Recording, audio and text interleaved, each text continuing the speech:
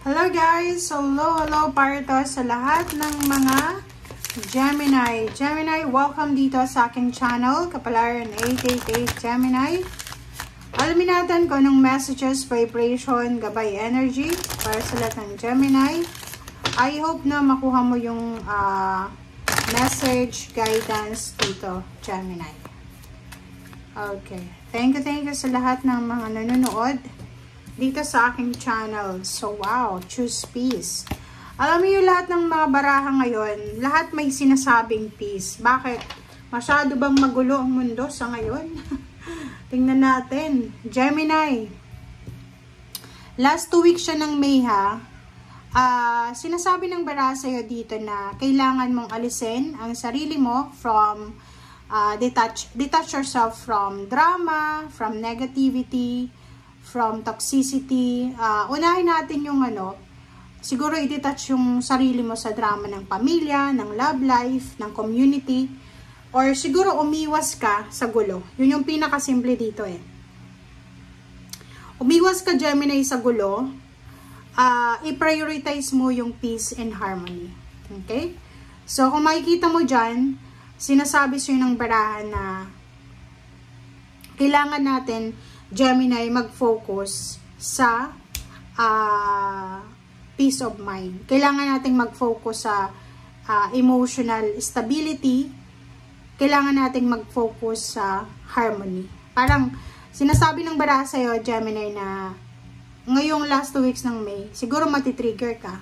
Maraming mga rason siguro kung bakit ka may inis, kung bakit ka papasukin ng drama, ng negativity. Kaya, ang sinasabi sa'yo ng barahan na kailangan mong piliin na magkaroon ng peace and harmony. Hanapin yung peace and harmony and iwasan natin yung negativity, yung drama na yan.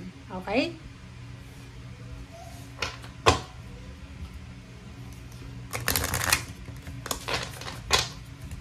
Puro peace yung nakikita ko sa'yo. Okay, and Ocean of Love, Eternal Love, Healing, Creativity, Fertility. Wow, 44. Balance. So, dito Gemini, sinasabi ng baraha sa'yo na emotional healing, physical healing, lahat ng klase ng healing or kagalingan sa buhay mo ay posibleng mangyari or dumating sa'yo. So, makikita mo yung creativity, maybe it's job, career, business, or any financial source ang posibleng magsisimula or darating sa'yo. Next is fertility, maybe bagong baby, bagong friendship, bagong healthy diet, lifestyle, bagong mindset, bagong ideas sa mga businesses or travel plans. Basta sinasabi sa'yo dito ng barahan na maraming magsisimula, maraming matatapos din na pwedeng magdala sa'yo ng kagalingan or healing. Okay. Okay, Gemini.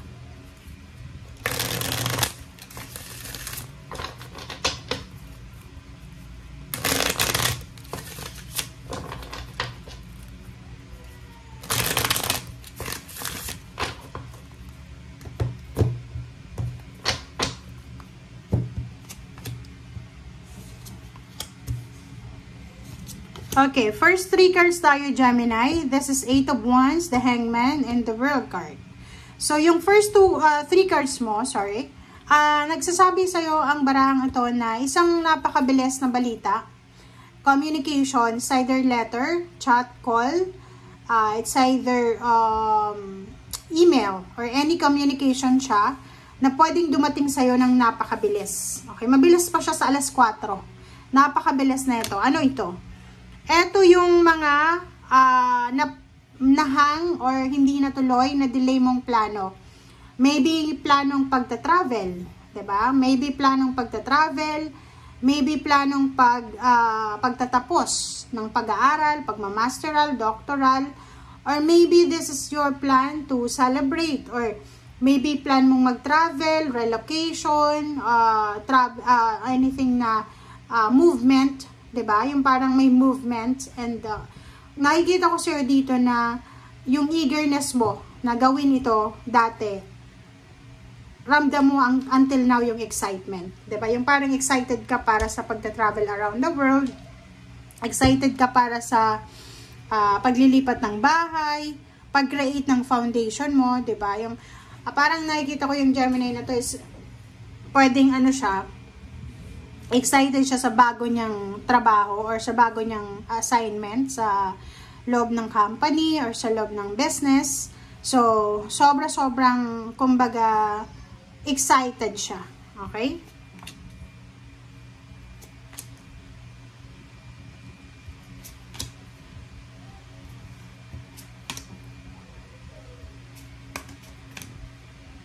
Okay, last 5 cards, plus mayroon sa ilalim. Sa ilalim may Queen of Wands.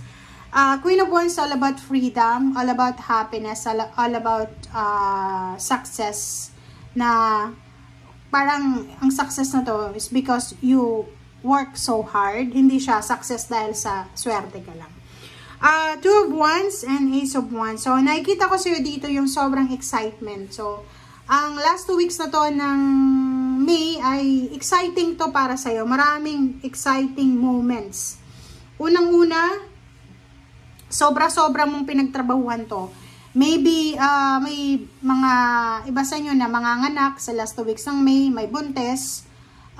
Meron sa inyong pwedeng first day sa job sa last 2 weeks na yan.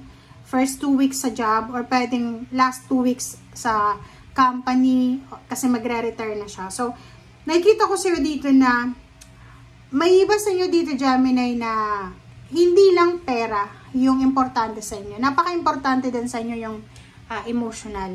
And kung makikita mo dito, isa kang Gemini, hindi naman pinapakita sa barahan na isa kang breadwinner.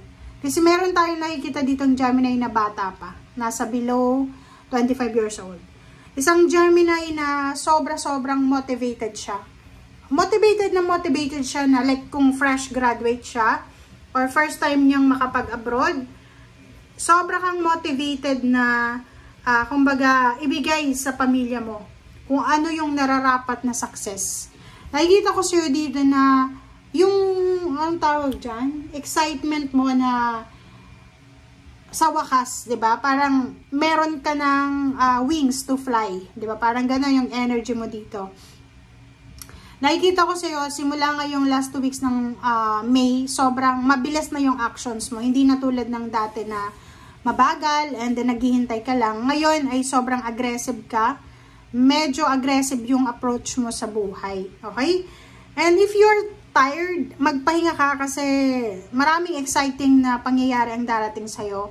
And kung pagod ka na sa ngayon, paano mo ma-welcome yon ng mga exciting moments na yon? So, yun guys, sinasabi ng bata sa'yo. Maraming salamat. Bye!